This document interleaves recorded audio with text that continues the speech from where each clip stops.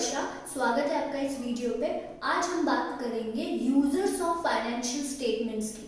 लेकिन यूजर्स के पहले हम फाइनेंशियल स्टेटमेंट्स क्या होते हैं ये देख लेते हैं, ठीक है। तो बिना टाइम वेस्ट किए शुरू करते हैं। फाइनेंशियल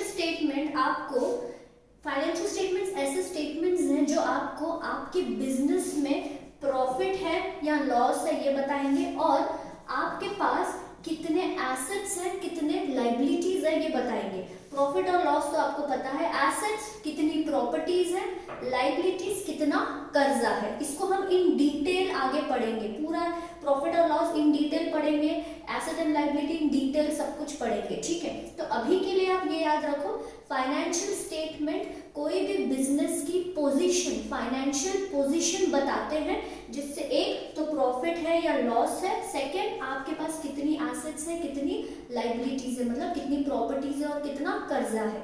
नॉर्मली आप ये सोचो, जब भी आप मैं बिजनेस करती हूँ, आप मुझसे पूछोगे कि तुम्हारा बिजनेस कैसे चल रहा है, इतना ही पूछोगे, राइट। तो मैं आपको क्या बताऊंगी, प्रॉफिट है या लॉस है ये बताऊंगी, और मैं कितने कर्जे में हूँ, मेरे पास कितनी प्रॉपर्टीज है वही बताऊंगी। बाकी राम कहानी नहीं बताऊंगी, मैं सिर्फ प्रॉफिट या लॉस बताऊंगी, एसेट है लाइबिलिटी है ये बताऊंगी। बेसिकली फाइनेंशियल स्टेटमेंट्स बताऊंगी। तो फाइनेंशियल स्टेटमेंट्स आपको प्रॉफिट या लॉस बताते हैं या एसेट और लाइबिलिटी बताते हैं, ठीक है। इस फाइनेंशियल स्टेटमेंट्स को पढ़ के हम ये पता कर सकते हैं कि बिजनेस की पोजीशन क्या है, फाइनेंशियल पोजीशन क्या है, क्या वो प्रॉफिट कमा रहा है या लॉस कर रहा है, या बिजनेस के पास कितनी प्रॉपर्टीज हैं माने कितने एसेट्स हैं, और बिजनेस के पास कितना लाइबिलिटी है माने कितना कर्जा है। यही हमको पता करना होता है इन शॉर्ट, राइट। तो फाइनेंशियल स्टेटमेंट आपको वही बताता है। सो फाइनेंशियल स्टेटमेंट तीन तरह के होते हैं। एक तो इनकम स्टेटमेंट जो आपको प्रॉफिट है या लॉस है वो बताता है, एक बैलेंस शीट जो आपको एसेट और लाइबिलिटी के बारे में बताता है, और एक कैश फ्लो स्टेटमेंट जो आपको पूरा कैश कितना आया कितना गया सब कुछ बताता है। क्योंकि आगे हम प्रिंसिपल्स ऑफ अकाउंटिंग में पढ़ेंगे एक्रूअल बेसिस अकाउंटिंग। तो एक्रूअल बेसिस अकाउंटिंग, पूरे अकाउंटिंग में एक्रूअल बेसिस चलता है, तो उसी के वजह से कैश फ्लो स्टेटमेंट लाया गया था। वो हम आगे देखेंगे कि क्या एग्जैक्टली होता है, तब आपको पूरा समझ में आएगा। सो कैश फ्लो स्टेटमेंट आपको ये बताता है कि कितनी कैश आई और एक्चुअल में कितनी कैश गई।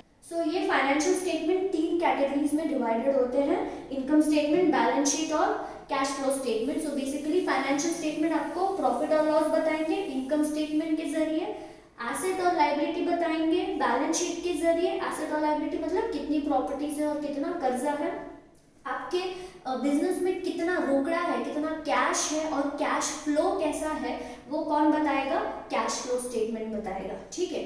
अब ये फाइनेंशियल स्टेटमेंट किसी के लिए बनाए जाते हैं, उनको हम बोलते हैं यूजर्स ऑफ फाइनेंशियल स्टेटमेंट। अभी उनके बारे में पढ़ते हैं। इसके पहले हम आगे बढ़े, प्लीज अगर आपने मेरे चैनल को सब्सक्राइब नहीं किया हो तो प्लीज आप सब्सक्राइब कर लीजिएगा, और अगर ये वीडियो आपको अच्छा लग रहा हो तो प्लीज इसे लाइक भी कीजिएगा और शेयर जरूर कीजिएगा। तो अब देखते हैं यूजर्स ऑफ फाइनेंशियल स्टेटमेंट कौन है। यूजर्स ऑफ फाइनेंशियल स्टेटमेंट मतलब वो लोग जो फाइनेंशियल स्टेटमेंट यूज करते हैं। अब फाइनेंशियल स्टेटमेंट हमें पूरी फाइनेंशियल पोजीशन बताता है, तो उनको वो जो फाइनेंशियल स्टेटमेंट्स कंपनी बनाती है उसको पढ़ता कौन है, ये यूजर्स उनको पढ़ते हैं। अब क्यों पढ़ते हैं वो अभी हम देखेंगे। अब जैसे कि ओनर्स, ओनर मतलब जिसका खुद का बिजनेस है, तो ओनर अपने बनाए हुए फाइनेंशियल स्टेटमेंट्स क्यों पढ़ेगा, वो इसलिए पढ़ेगा कि देखने के लिए कि प्रॉफिट कितना आया, कितना और बढ़ना चाहिए, ग्रोथ कितनी होनी चाहिए, कहाँ हम कम रह गए, हमारा प्रोडक्ट्स कितने बिके कितने नहीं बिके, क्या पोजीशन है हमारे, हम किसको कितना कर्जा ओ करते हैं, किसको कितना पैसा देना है, कितनी प्रॉपर्टीज है, ये ओनर्स को सबको पता रहना चाहिए। इसीलिए ओनर भी एक यूजर है फाइनेंशियल स्टेटमेंट का।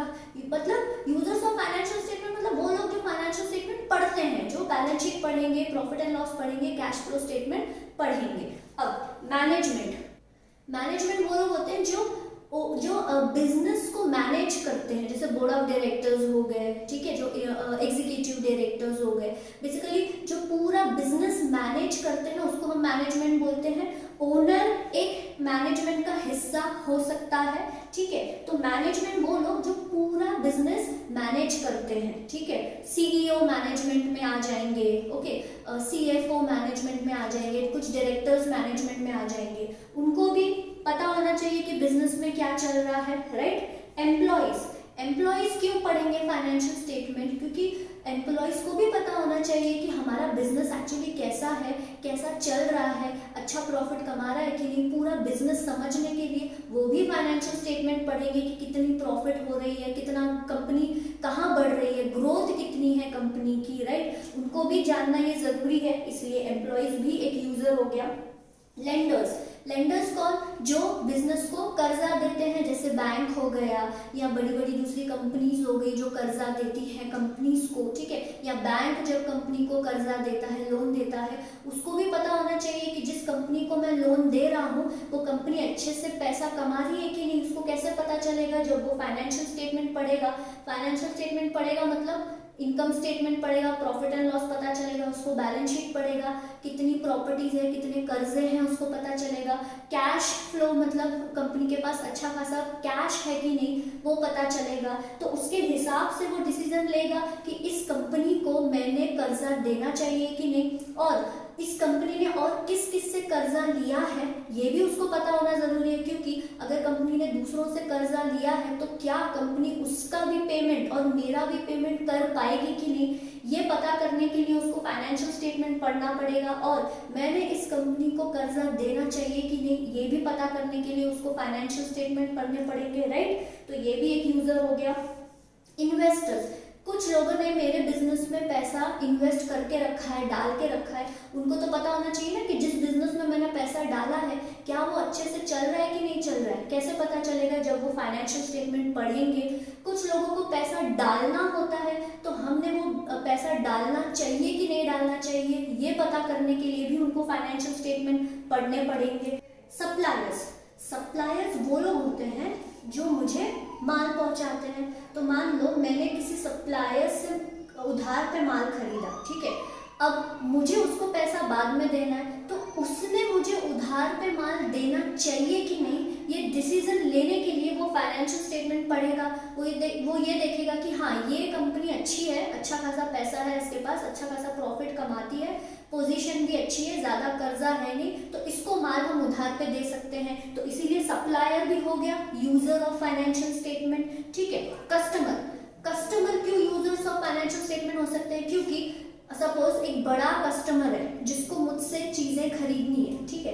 तो वो ये देखेगा कि ये इस कंपनी से लॉन्ग टर्म कॉन्ट्रैक्ट किया जा सकता है कि नहीं, क्या ये कंपनी अच्छी है, अच्छा खासा कमाती है, ज्यादा कर्जा तो नहीं है, रिलायबल है कि नहीं, इससे लॉन्ग टर्म कॉन्ट्रैक्ट किया जा सकता है कि नहीं। इसलिए कस्टमर्स भी आपके यूजर्स ऑफ फाइनेंशियल स्टेटमेंट हो सकते हैं। So basically users of financial statement basically वो होते हैं जो आपके फाइनेंशियल स्टेटमेंट पढ़ते हैं और उसके बेसिस पे डिसीजन लेते हैं कि आपके कंपनी में या आपके बिजनेस में उन्होंने कोई भी एक्टिविटी करनी चाहिए कि नहीं, ठीक है।